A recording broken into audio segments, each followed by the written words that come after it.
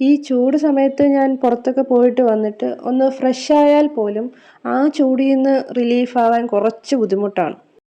ഈ ടൈമിൽ ഒരു ഗ്ലാസ് ഈ ഡെസേർട്ട് കിട്ടിക്കഴിഞ്ഞാൽ പിന്നെ ഒന്നും പറയാനില്ല.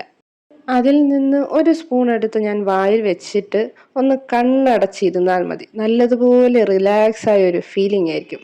ആക്ച്വലി സ്വർഗത്തെത്തുന്നത് പോലെ തോന്നും. ഞാൻ ഫ്രഷ് ആയ ശേഷം ഒരു ചെറിയ റിലീഫൊക്കെ കിട്ടാറുണ്ട് ഈ ചൂട് സമയത്ത്. പക്ഷേ ഇതൊരു ഗ്ലാസ് കുടിച്ചു കഴിഞ്ഞാൽ എൻ്റെ മനസ്സും ശരീരവും നല്ലതുപോലെ തണുത്ത് കിട്ടും. പോയിട്ട് വന്ന ഉടനെ തണുത്തത് കുടിക്കുന്നത് അത്ര നല്ലതല്ല നമ്മുടെ ശരീരത്തിന്. ഒന്ന് ഫ്രഷൊക്കെ ആയിട്ട് റിലാക്സ് ആയി ഇരുന്ന ശേഷം ഈ ഡെസേർട്ട് ഒന്ന് കഴിച്ചു നോക്കൂ. നിങ്ങളുടെ മനസ്സും ശരീരവും ഒക്കെ നല്ലതുപോലെ തണുത്ത് ഒരു ഫ്രഷായ ഒരു ഫീലിംഗ്, അതായത് എന്താ പറയുക, ഇപ്പോൾ നമുക്ക് നല്ലൊരു റിലാക്സിങ് മൂഡിലോട്ട് നമ്മൾ പോകുന്നതായിരിക്കും. ഞാനൊരു മലയാളിയാണ്. എനിക്ക് നാടൻ രുചിയാണ് ഏറ്റവും കൂടുതൽ ഇഷ്ടവും.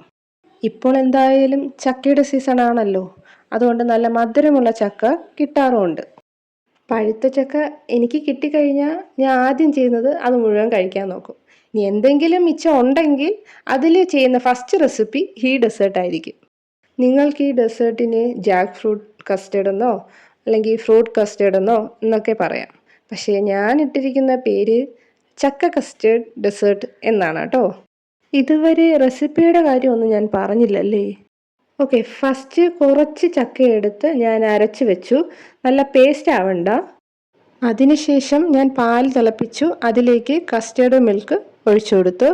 ഷുഗർ കുറച്ച് ഞാൻ ചേർത്തിട്ടുണ്ട്, നിങ്ങൾക്ക് വേണമെങ്കിൽ ഷുഗർ ഒഴിവാക്കാം. അതിലേക്ക് കസ്റ്റേർഡ് പൗഡറും മിൽക്കും കൂടി ചേർന്ന മിക്സ് ചേർത്ത് കൊടുത്തു. എന്നിട്ടൊരു 3 മിനിറ്റ് നല്ലതുപോലെ വേവിച്ചെടുത്തു.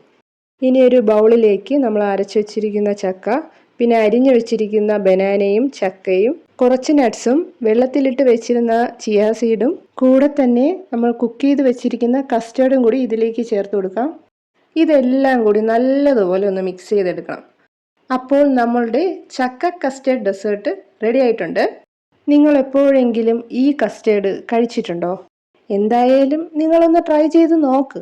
കഴിച്ചിട്ട് എങ്ങനെയുണ്ടെന്നൊന്ന് പറയണേ. സ്വാദ് നമുക്കൊരിക്കലും പറഞ്ഞ് മനസ്സിലാക്കാൻ പറ്റില്ല, അത് അറിയാനുള്ളതാണ്.